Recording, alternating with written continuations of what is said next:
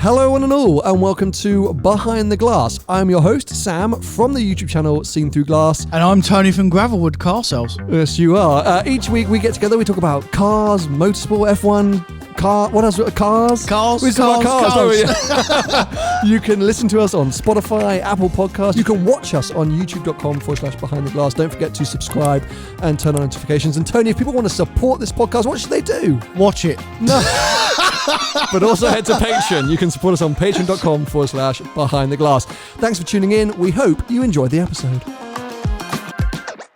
We have got a bumper-filled episode today, Tony. We have. I'm not sure we're going to get through everything. We'll try. There's a lot to talk about. There is, yeah. I think we're going to kick things off with a subject that I actually don't want to talk about for that long, but I feel like we have to talk about, which is Litchfield / £25,000 gate. Oh, do you know what? I know we did speak about this, but I'd almost forgot about that, man. Thank God. I mean, it feels like finally people have moved on from this.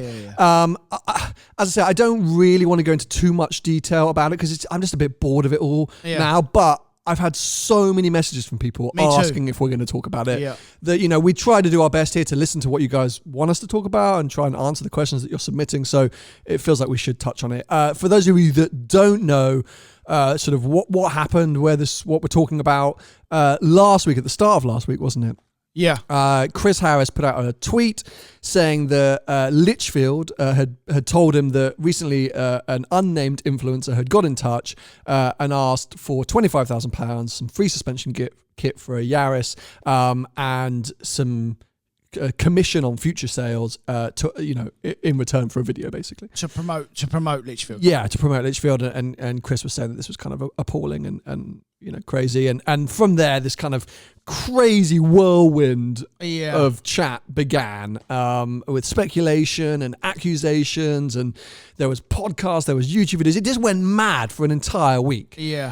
Personally, I do not want to wade in on who that influencer was, whether they were right to do so, or whatever. Me too. I think Chris was 100% within his right to be appalled by something, to have an opinion, to share that opinion. I think he actually, 99% of the time, does it very well, very cleverly. I think he's well spoken. I think he's eloquent about it, and I think he's open to hearing, you know, the other side of the argument. But what that tweet did was motivate some other people who are on the more traditional media side of the car world, so journalists and things like that, to once again go in and say, like, how ridiculous is it that YouTubers are asking for money or are being paid to promote companies and brands? Now, I'm pretty sure it's 2021 that the majority of the audience now understand how social media creators make money. I'm pretty sure that, I mean, there might be some confusion still, but speaking personally, just in my own experience, around 75% of my income comes through commercial partnerships. Hey, look, 5 years ago, it was the other way around. Like 75% of my income came from YouTube AdSense and 25% was commercial partnerships. But that's majorly swapped now because AdSense is not what it used to be. So the way I make my money is by working with different brands and companies. And that can be in so many different ways. It can be from sponsorships to partnerships to brand placement to affiliate links. I mean, there's loads of different ways. I've worked with the likes of Shell filming with Sebastian Vettel. That was a commercial partnership. That's how we make our money. Yeah. Every single creator is within their right to charge what they see is the right amount of money for their services, for their value. Everyone's running their own business. I'm super selective with the brands that I work with. You are, yeah. Very, very selective. Do it few and far between. Hey, sometimes I've made mistakes, of course, but I'm very, very selective. Not everyone's the same, but that's their decision. That's their choice. Yeah. And I think sometimes journalists can get on their high horse. And I say journalists because that's who I mean. And it is a small contingent. You know, the big names that we've all heard of, the everyday names, very rarely make these complaints anymore. They're far more understanding, far more open. As I say, Chris has been great. I went on that Collecting Cars podcast a couple of years ago. Totally open to hearing how we operate as a business. Well, I don't always agree with what Chris says, but to be fair to him, when I read that tweet, it's very hard to get a context of what someone is saying through a written statement of any kind, whether it's a text message, an email, a tweet, an Instagram post, anything. So I didn't completely get what he was, whether he was going at influencers or what he was doing until I listened to the part of the podcast. So I thought I'd better listen to it because he might be able to explain what he means. And to be fair to him, he wasn't having a pop at all. Basically, he thought that this influencer was taking the mickey out of a small brand. And to be fair to the influencer, if that's his fee, no problem, because that's business. But he was right in the fact that, dare I say it, he's taking the piss out of this small firm. And he even said that, and I completely agree with him. But at the same time, it's completely okay for Litchfield to say yes or no. You know, it's the business part. But what really got me wasn't Chris's tweet, because I'd watched the Collecting Cars podcast and I then understand exactly what he meant, was the way that everyone jumped on the bandwagon. From what I saw, journalists, big and small, influencers, big and small, going in on fellow peers and calling them out and saying stuff. And then what that does is, because you're all influencers, even journalists are influencers, mate, whether they like it or not. Of course, that's why I hate that term so much, but keep going. They have an audience, and they influence that audience, whether they call themselves journalists or influencers or whatever they are.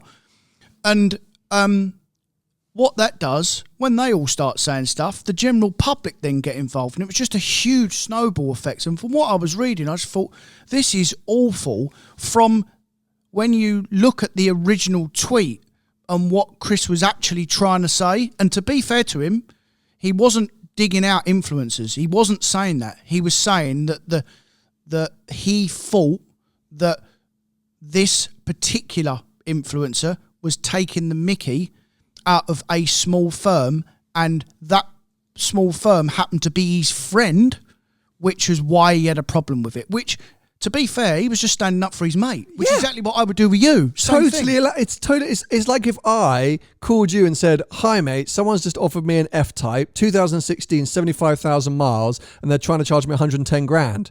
You would go, "What an absolute joke!" Taking the piss. It's taking the piss. Yeah.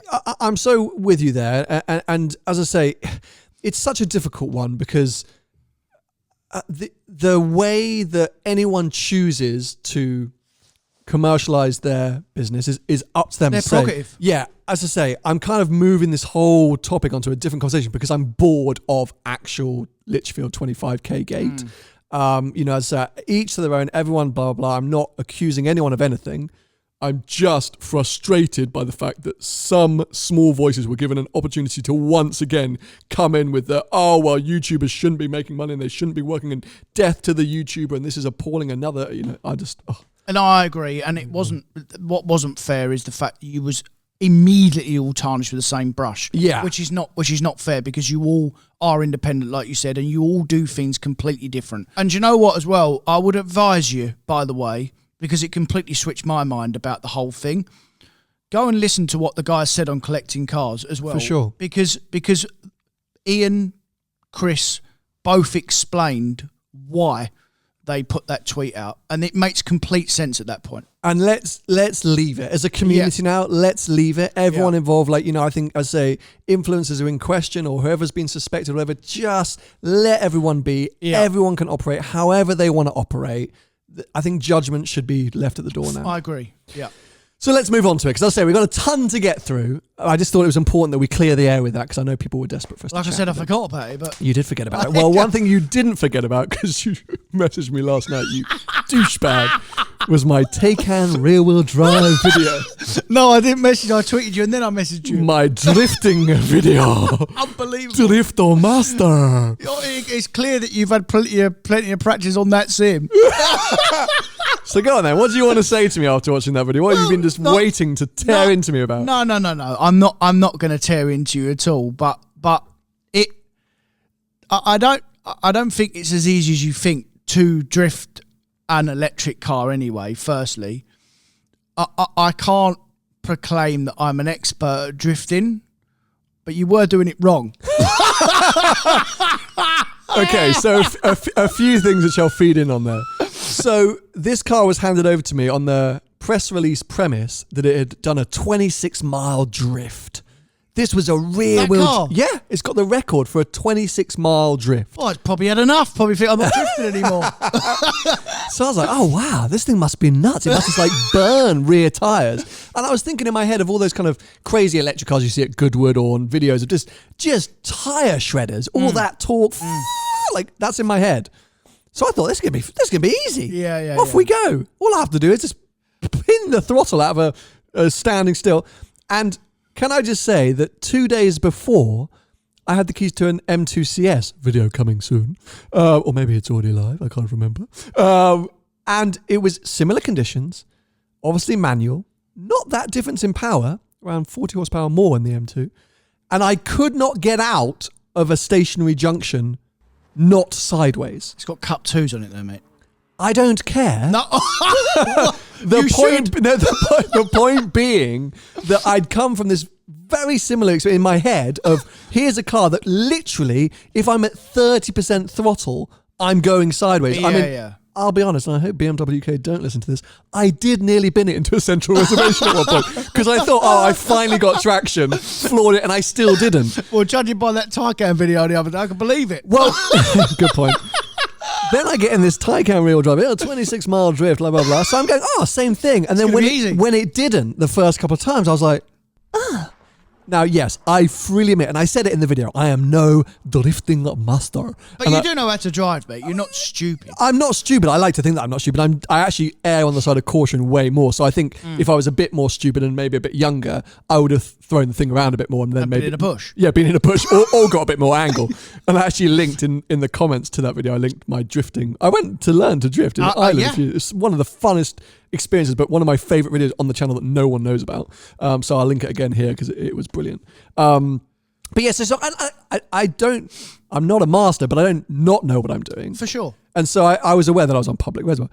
But the point being, as crap as I am at drifting, that car also inherently, I don't think, is as kind of rear wheel, tail happy as the press release or your head might suggest. Because electric's just no good. As simple as that. As in, it's not the... I know that you've seen it on... You do have to provoke them, by the way. With a normal combustion engine car with a turbocharge, I know all the torque comes in and it's very similar. The torque comes in all at once on an electric car, as does something like an M2 CS. But the gearing is a big thing. It's got gears for a start. The car. The combustion engine car. car. Agreed. The electric car doesn't have that. It's just one power band all the way through. Whereas a combustion engine car, normally nowadays, these modern cars have the torque peaks as it goes through gears. So you get more torque as you go up gears, which makes them easier to slide. If you've got one power band all the way through, it's all at once. So it's not a spike, which is why when you was provoking it to skid, it was skidding better. Flick. Correct. Of course, it's because it's the weight as well. You've got to think that the weight is so low down. Correct. It's the lowest center of gravity on any portion. Yeah. So you really got to move the car, which I get. And as I say, I was aware that I wasn't in a place to really do that. I think I was in an empty car park. The thing would have gone around in circles. And 26-mile drift, it can clearly hold the drift once you initiate it. But actually initiating it, I thought was a little bit harder than I was expecting. That's all I was trying to prove. And I forgot to say that it's because I'd read this press release that I thought, well, it must be so easy. Yeah. And that's where I was disappointed. Of course, with more time, with more practice in a different space, of course I could have got it. But the other point being that there are plenty of clips out there that people have also been sending me that I've seen of Taycan 4S Turbo S drifting or going sideways. I mean, that's already a thing. Yeah. The other thing as well is, like you said, there is a power thing involved there as well. So it's much easier to skid a 600 horsepower supercar than it is to... In fact, it's not even got to be easy in a 600 horsepower supercar. You are going sideways. It's as simple as that. And tyre temperature, the day, everything is all important. More so on a car that's 300 or 400 horsepower, you have to provoke it a bit more. Whereas if you've got something that's got lots of power, it doesn't matter hot, dry, it's just got too much power and too much torque, which means if you turn the traction control off, you are going sideways, mostly into a tree. Yeah.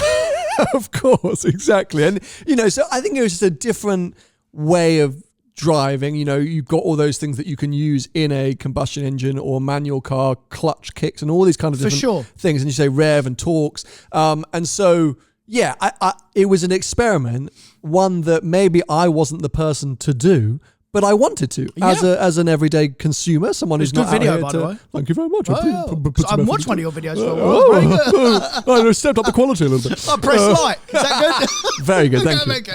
Anyway, so I'm glad you didn't go in too harsh, but it is what it is. I think that wider question is, with all of these manufacturers, and I know, Tony, you're Mr. I hate EVs, but they've got to somehow find a way to make these cars more engaging to drive. I'm sure they will.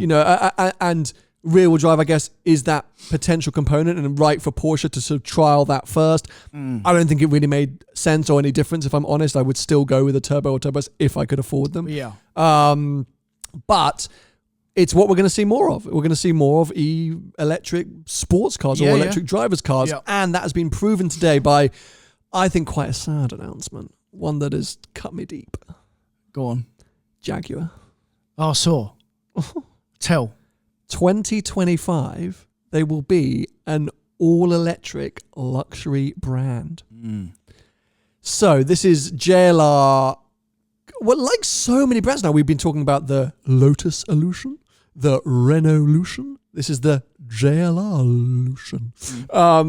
All these brands are having to change. We've got all these sort of, not restrictions, what am I thinking about? Regulations, thank you, being imposed all around the world, and these companies are having to react to it. Yeah. And so JLR came out today, big news, we're changing it all up, and Jaguar is no longer going to be a brand that's sort of chasing numbers or, production numbers. Yeah. We're going to cut it right down, and it's all about premium, quality, luxury EVs. So who's chasing the numbers? Land Rover? Yes, Land Rover is still going to go. They're doing 5 EV models by 2039, I think.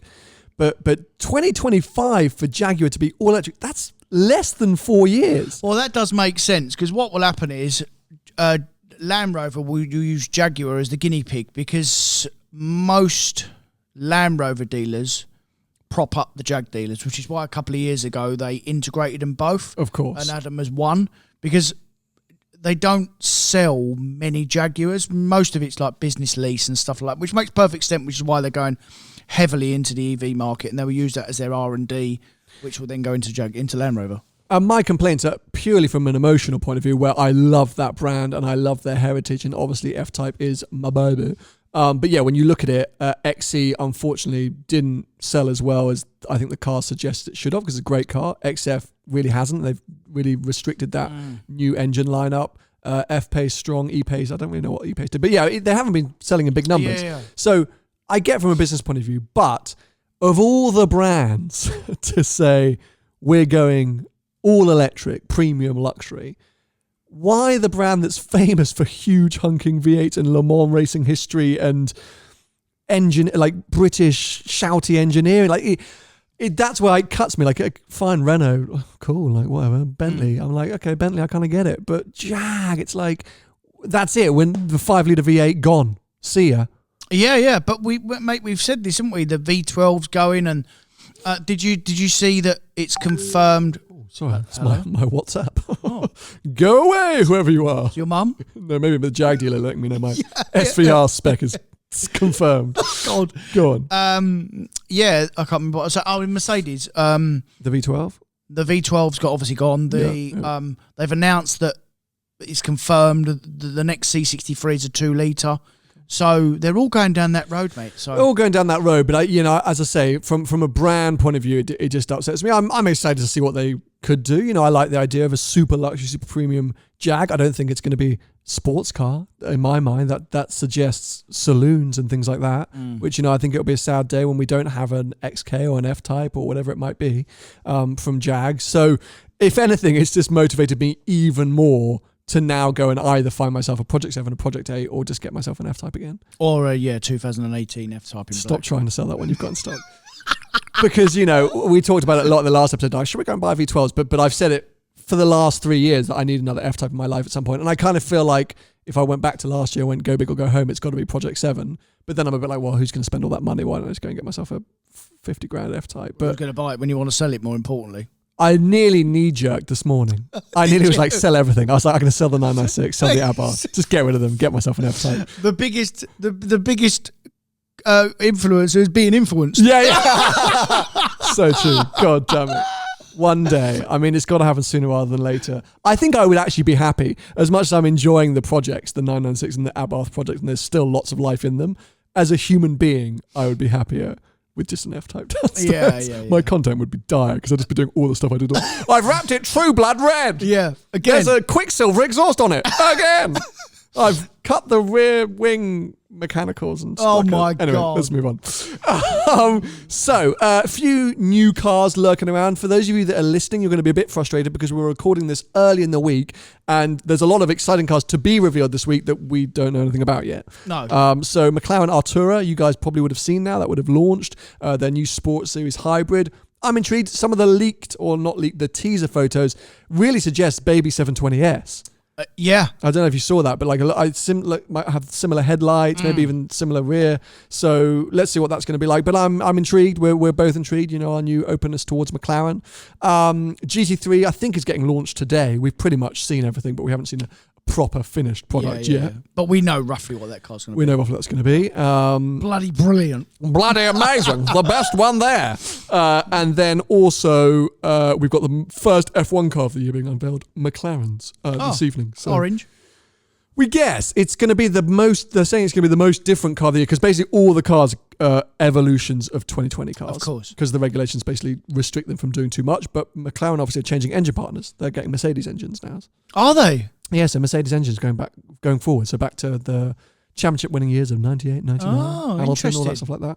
So because they've had to incorporate that engine, they've had to change a lot. So they've said that they've effectively built a new car. Okay. So, and let's see sponsor-wise what's going to be happening there. I think the livery will be relatively similar, but that'll be cool to see. So yeah, some nice stuff, which I say frustrating because we haven't seen it yet, but lots of you have. So we'll talk about it next week. We will.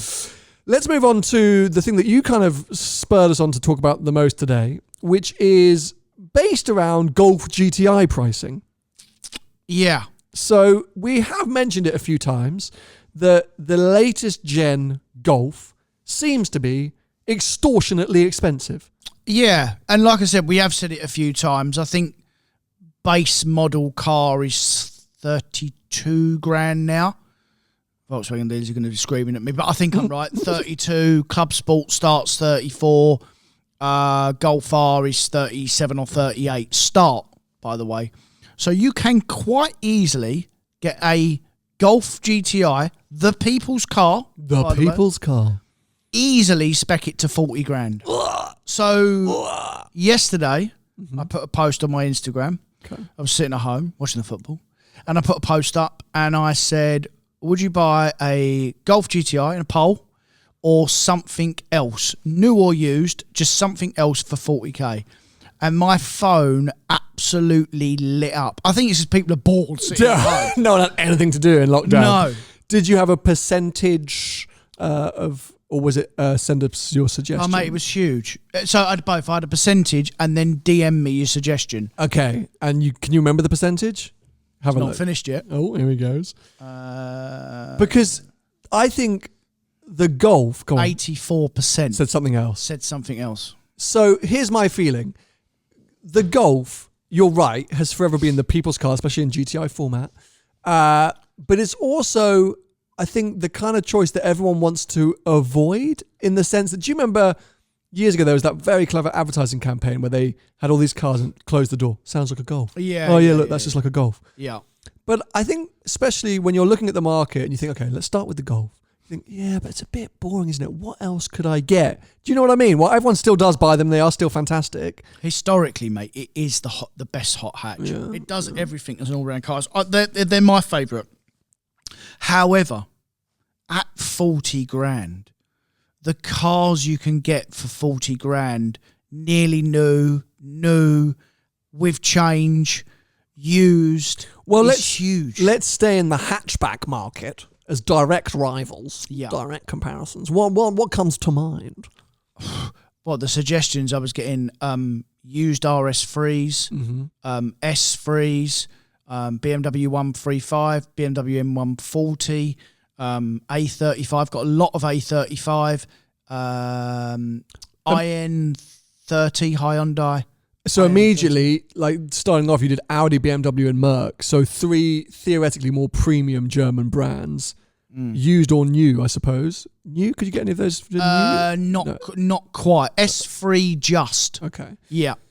They're all significantly M135. Sorry, you can get one of them new. Yeah. So you're looking at more power, more kit, more luxury, more badge. All the same. All the same. Yeah, roughly. So actually, is it that those cars are all a little bit overpriced as well?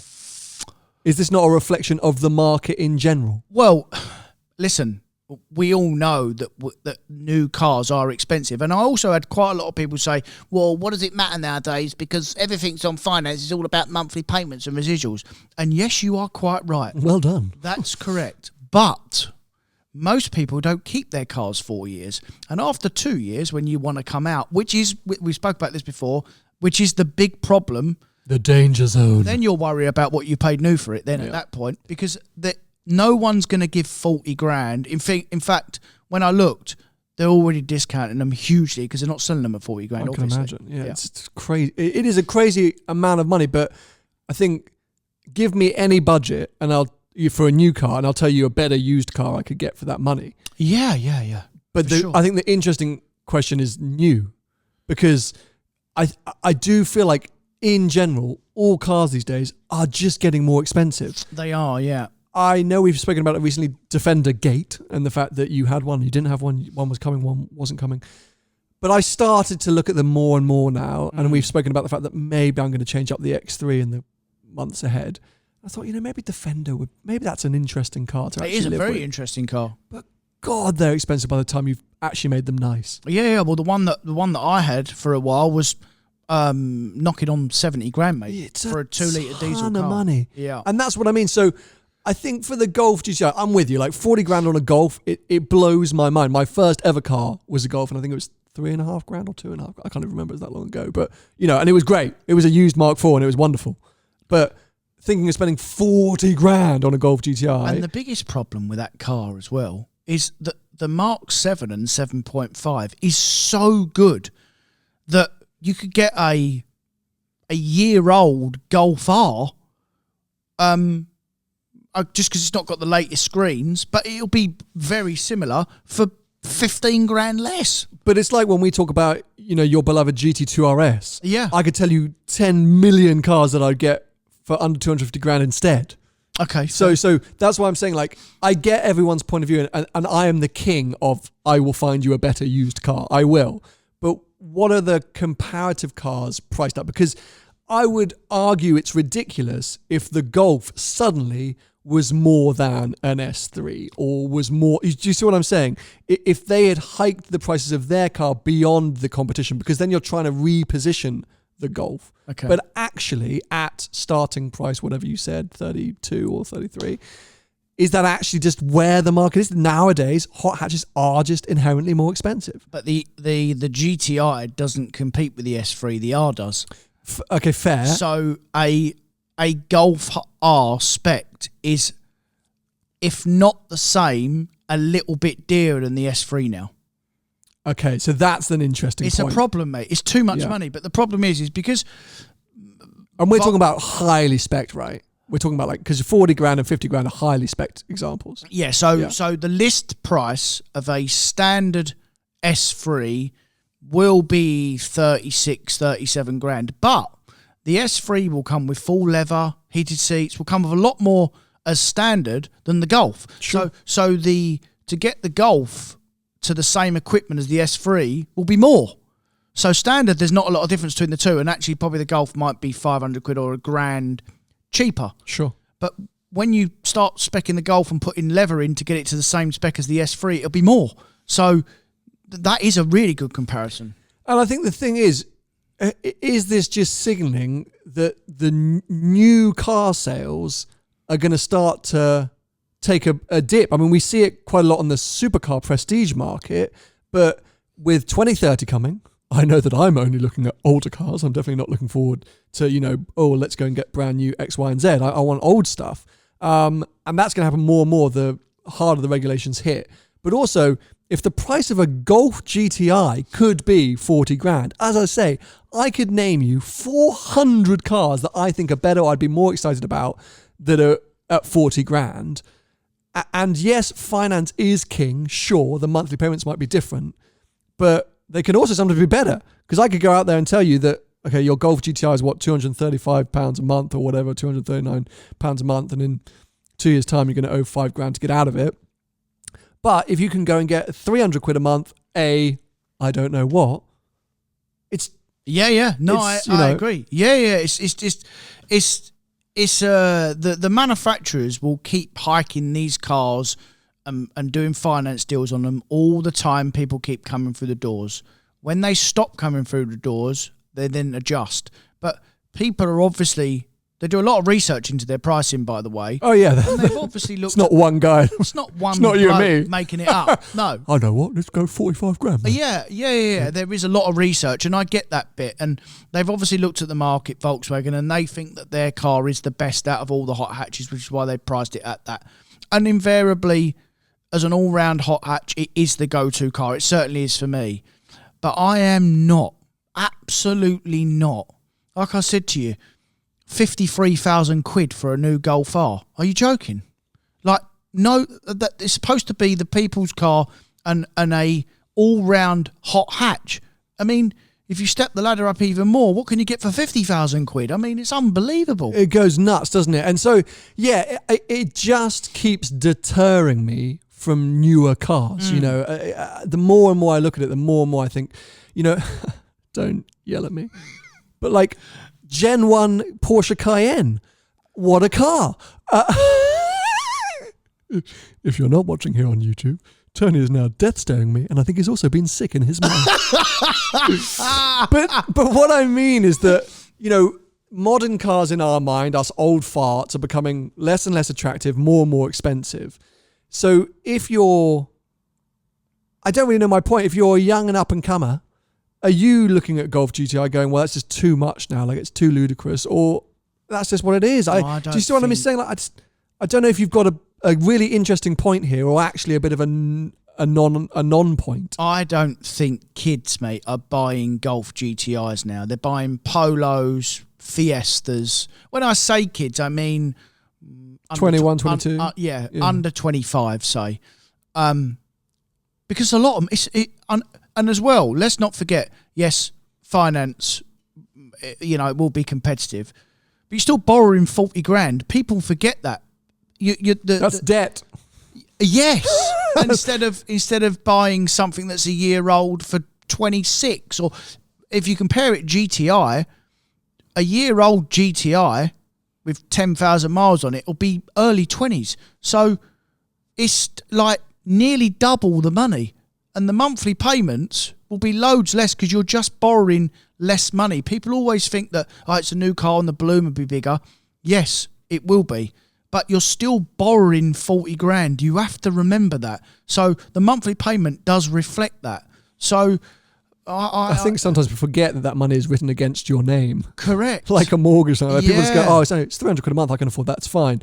But on your credit report, it says 45 grand's worth of debt. You've got to think about these things. And I do feel like, we've been speaking about it for a while, but we do need to do another finance special with Magnitude, I think, just to go through some of those potential pitfalls. Because the world's a different place now as well from when we did that last special 3 years ago or something like that. Oh, yeah. The world is very much a different place, and borrowing money and things like that has changed. So it'd be great to get Tim or someone from Magnitude on to have a chat about that. But yeah, I want to keep an eye on this. I definitely want to keep an eye on this. I'm going to be fascinated to see what happens with sort of used or nearly new values, because as you suggested, that I think I've already heard of discount GTIs, amazing leasing deals, blah, blah, blah. So 40 grand spec'd up, yep, that's doable, but are you actually going to be paying that? What are they going to be worth 6 months down the line?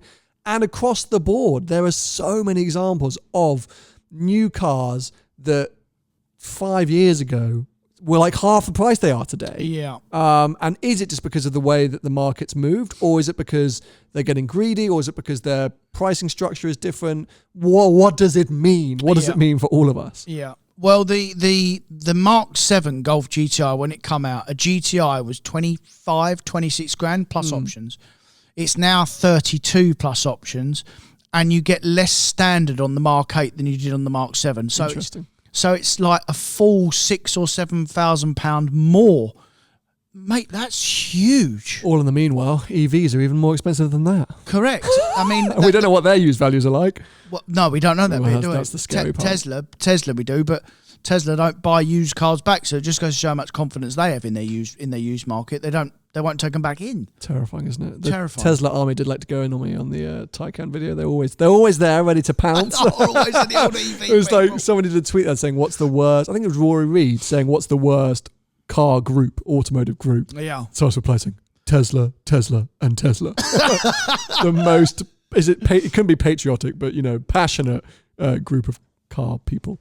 But yeah, we'll keep our eyes peeled and see what's going to happen, and we'll keep you guys posted as well. I am hopefully going to be having an experience in GTI Club Sport in a couple of weeks, which I'm intrigued by.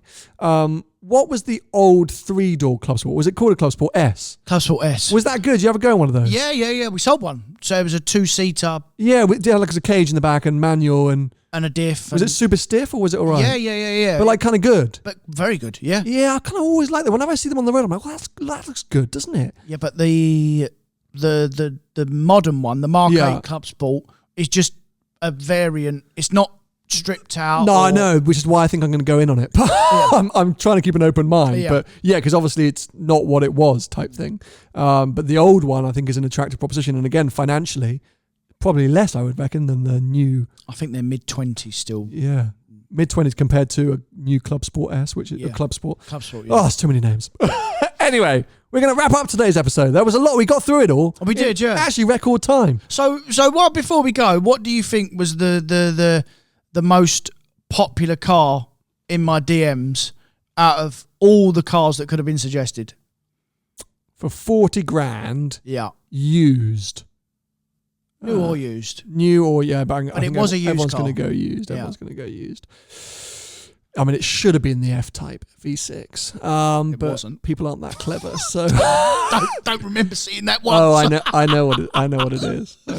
Go on. M2. M2 Comp. M2 Comp. Yeah. So popular. Followed by, I tell you what else was really popular. A35 was in there. Okay. A lot of which is a very good comparison, by Sure. the way. A35 has actually got more power as well. Julia was mentioned quite a lot, Quadrifoglio. Interesting. No one's actually buying them, but everyone's still talking about Everyone's them. Yeah. mad, isn't it? It's mad. And I really like them. Yeah. And loads of M4, M3. Yeah, I was leaning towards M4. Yeah. But actually, yeah, M2. It's just everyone with that kind of money, it seems to be the most desirable car. I think it's the most desirable cheap sports car. Yeah. So if you want to sell your M2 Comp, let me know. Because I could do about 10 of them now. Always plugging himself. Anyway, we hope you've enjoyed today's episode. If you want to follow Tony's at Tony Gravel Car Sales on Instagram and I think on Twitter and some other places, I'm seen through glass pretty much everywhere that you can try to find me. I'll be there. And we will catch up with you next week when we will hopefully be able to talk about new supercars. Something informative. How exciting. Yes.